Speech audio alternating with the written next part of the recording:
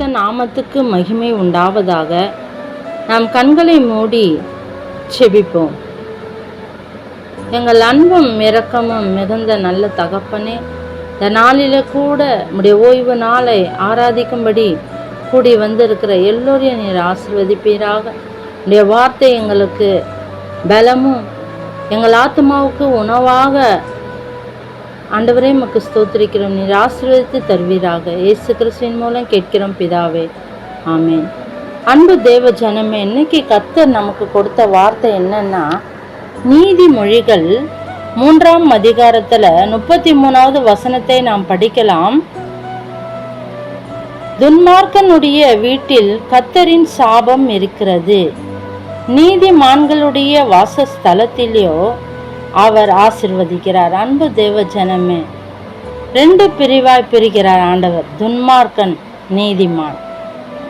பாருங்க, நீதிமானா இருந்தா அவன் என்ன செய்வான்னா, தேவனுடைய கட்டளையை கைப்பற்றி கொண்டு அவன் நடந்து வருவானா. தேவனுடைய கட்டளைக்கு மாறாக அவன் செய்ய மாட்டானா. ஏன்னா தேவனுக்கு பயப்படுகிற ஒரு மனுஷனா இருந்தாதான் இப்படி செய்ய முடியும். அப்ப பாருங்க, கட்டளையை மீறி நம்ம செய்தா அது பாவம்னு அவனுக்கு உணர்த்தப்படுகிறது. இப்ப பாருங்க, இதே துன்மார்க்கன் அவனை நாம் பார்க்கும்போது அவன் எப்படிப்பட்டவனா இருக்கிறான்னா, ஆண்டவருக்குள்ளாக தான் இருக்கிறான். ஆனா அவன் செய்து கொண்டிருக்கிற பாவத்தை அவன் விட்டு விடல. ஆண்டவருடைய கட்டளைக்கு மாறாக அவன் என்ன செய்யறானா. பாருங்க, என்னெல்லாம் அவன் செய்யறான். நமக்கு மறைவா இருக்கிற பொருளை தேவன் வெளிப்படுத்துகிறார். இந்த துன்மார்க்கன் ரட்சிக்கப்பட்ட ஆளாதான் இருப்பான், ஆண்டவரை தேடுகிற ஆளாதான் இருப்பான். அவன் என்ன செய்வான்னா, கோயிலுக்கு போவான், ஜெபம் பண்ணுவான், எல்லாம் செய்வான். ஆனா ஆண்டவருடைய கட்டளைய மீறின காரியங்களையும் செய்வான். அன்பு தேவ ஜனமே, பாருங்க, மற்ற வாழ்க்கை கெடுப்பது, மற்றவர்களை கெடுப்பது, ஊழல் செய்வது, வஞ்சகம் செய்வது, லஞ்சம் வாங்குவது, மற்றவர்கள் ரத்தம் சிந்துவது, ஏமாற்றுவது, சமுதாயத்தை ஏமாற்றுவது, சிறுமையானவர்களை ஒடுக்குவது, தாழ்ந்த ஜாதியை என்ன செய்யறது பார்க்கறது. இந்த ஜாதி என்னும் போது பிசாசு என்ன செய்யறான், அதை உருவாக்கிட்டான். இந்த பிசாசு உண்டாக்கின வழிதான் இது. பாருங்க, ஆண்டவர் பார்வைக்கு ஜாதி மதம் எதுவுமே கிடையாது. நீ ஆண்டவரை நேசித்த அவர் உன்னை எப்போதும் நேசிக்க வல்லவரா இருக்கிறார். ஏன்னா அவருடைய பிள்ளைகள் தான் நாம. அல்லேலூயா. பாருங்க, ஆண்டவர் சொல்லுகிறார், துன்மார்க்கன் வீட்டில் என் சாபம் இருக்கும். அப்போ கர்த்தரால் உண்டாகுகிற சாபம், இப்போ ஆண்டவரே தராரு சாபம். பாருங்க, ஆண்டவர் என்ன சொல்றாரு, தேவன் நீதி உள்ள ஒரு தேவனா இருக்கிறார். அவர் பாருங்க, மக்களுக்கு நியாயம் செய்கிறவரா இருக்கிறார், நியாயாதிபதியா இருக்கிறார். அன்பு தேவ ஜனமே, நாம் கர்த்தருக்குள்ள வாழும்போது இப்பேற்பட்ட காரியங்கள்லாம் நம்ம செய்யக்கூடாது. சில பேர் ஆண்டவருக்குள்ள வருகிறத அவங்க விரும்ப மாட்டாங்க. ஏன்னா இப்பேற்பட்ட காரியம்லாம் அவங்க வாழ்க்கையில நடந்து கொண்டு தான் இருக்கும். அதனால நம்ம தேவனிடத்துல போனோம்னா நம்மளுடைய கெட்ட பழக்கங்களை விட்டு விடணும், நம்மளுடைய எல்லாம் காரியம் விட்டு விடணும், நம்மளுடைய சிறு சிறு சந்தோஷம் கெடுக்கப்படும் அப்படின்னு அவங்க என்ன செய்வாங்களாம், அதனால தேவனிடத்துல வர மாட்டாங்க சில பேர். பாருங்க, ஆண்டவர் நல்ல வழியை தான் நமக்கு காட்டி இருக்கிறார். நீ இப்படியெல்லாம் தேவனுடைய கட்டளைக்கு மாறாக நீ செய்தால் ஆண்டவருடைய சாபம் உனக்கு இருக்கும். உபாகமம் 28ஆம் அதிகாரத்துல நாம் படிச்சோம்னா, உபாகமம் 28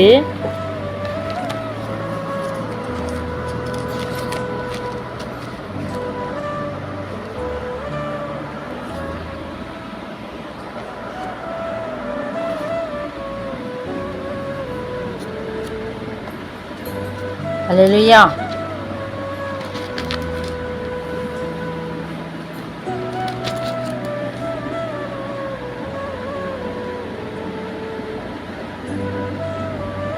14வது வசனத்தை படிக்கிறேன். இன்று நான் உனக்கு விதிக்கிற தேவனாகிய கர்த்தரின் கட்டளையை கை கொள்ளவும் அவைகளின்படி நடக்கவும் அவைகளுக்கு செவி கொடுத்தால் கர்த்தர் உன்னை வாளாக்காமல் தலையாக்குவார், கீழாகாமல் மேலாவாய். அன்பு தேவ ஜனமே, ஆண்டவருடைய வார்த்தை பாருங்க.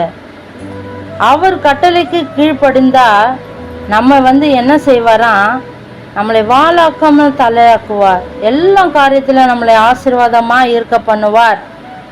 இன்றைக்கு கர்த்தர் நமக்கு சொல்லுகிற ஆசீர்வாதம் அடுத்தடுத்து நீங்க பார்த்தீங்கன்னா ஆண்டவர் சாபத்தை சொல்லுகிறார். நீ எதெல்லாம் பண்ணினா, எனக்கு விரோதமா எதெல்லாம் பண்ணினா, எதெல்லாம் நீங்க பண்ணீங்கன்னா 45வது வசனத்தை படிக்கலாம். 45.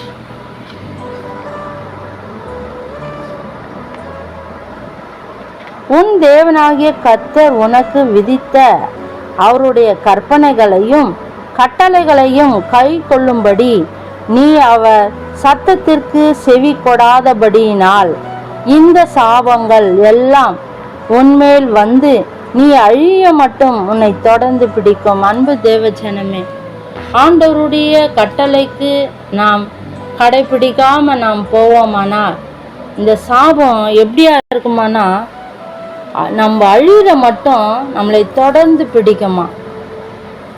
பாருங்க, ஆண்டவருடைய வார்த்தை நமக்கு ஆசீர்வாதமாய் முடிகிறது, சில பேருக்கு சாபமாய் முடிகிறது. அப்ப பாருங்க, யாத்திராகமத்துல நம்ம படித்தோம்னா 34 யாத்திராகமும் 34ல 7வது வசனத்தை நாம் படிக்கலாம்.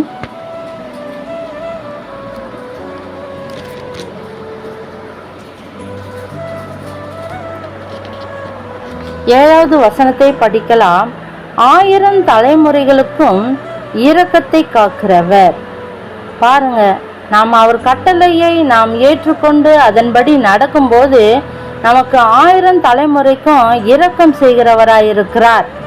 அப்புறம் படிக்கிறேன் கேளுங்க. அக்கிரமத்தையும் மீறுதலையும் பாவத்தையும் மன்னிக்கிறவர். நம்மளுடைய பாவங்கள், பாவம்னா சில பேருக்கு தெரியாது, நாம் சின்ன சின்ன செய்கிறது பாவம்தான். நம்ம வீட்டில நடக்கிற விஷயங்கள் நம்ம தெரியாத மற்றவருக்கு செய்கிறது பாவம்தான். வெளியிலும் நாம என்ன செய்யறது, ஒருத்தருக்கு ஒருத்தர் அன்பு இல்லாம நடக்கிறதும் பாவம்தான். இப்ப பாருங்க, இந்த 17வது வசனத்தை படித்தோம்னா 1000 தலைமுறைகளுக்கும் இரக்கத்தை காக்கிறவர், அக்கிரமத்தையும் மீறுதலையும் பாவத்தையும் மன்னிக்கிறவர், குற்றவாளியை குற்றமற்றவனாக விடாமல் பிதாக்கள் செய்த அக்கிரமத்தை பிள்ளைகளிடத்திலும் பிள்ளைகளுடைய பிள்ளைகளிடத்திலும் 3ஆம் 4ஆம் தலைமுறை மட்டும் விசாரிக்கிறவர் என்று கூறுகிறார். பாருங்க, நம்மளோட போறது இல்லை, நாம் அக்கிரமம் செஞ்சா நம்மளோட போறது இல்லை, நம்மளுடைய பிள்ளைகள் இடத்துல எல்லாம் அவர் கேட்பேன்னு சொல்லுகிறார். அன்பு தேவ ஜனமே, ஆண்டவருடைய ஆசீர்வாதத்தான் நம்ம பிள்ளைகளுக்கு நம்ம கொடுத்துட்டு போனோம். ஆனால் நம்மளுடைய அக்கிரமம், நம்மளுடைய பாவம், நம்ம ஆண்டவர் கட்டளைக்கு மாறாக நம்ம செய்வது எல்லாமே பாவமாய் மாறுகிறது. அப்போ பாருங்க, நம்ம பாவம் செய்யும் போது நம்மளுடைய பிள்ளைகளிடத்துல நான் அதை கேட்பேன்னு சொல்லுகிறார். 1000 தலைமுறை மட்டும் நான் இரக்கம் பாராட்டுவேன்றாரு. நீ கட்டளையே நீ ஏற்றுக்கொண்டு அதை நீ காத்து வந்தால் 1000 தலைமுறைக்கு நம்மளுக்கு இரக்கத்தை செய்கிறவர். அப்ப பாருங்க, நம்மளுடைய அக்கிரமத்தை மன்னித்தார் சொல்லுகிறார். பிள்ளைகளிடத்துல கேட்பேன்னு சொல்லியிருக்கிறார். அன்பு தேவ ஜனமே, இன்னைக்கு கர்த்தரிடத்துல கண்ணீரை விட்டு நம்ம ஆண்டவரே, ரோமர் 1ஆம் அதிகாரத்துல 21வது வசனத்தை படிக்கலாம். ரோமர்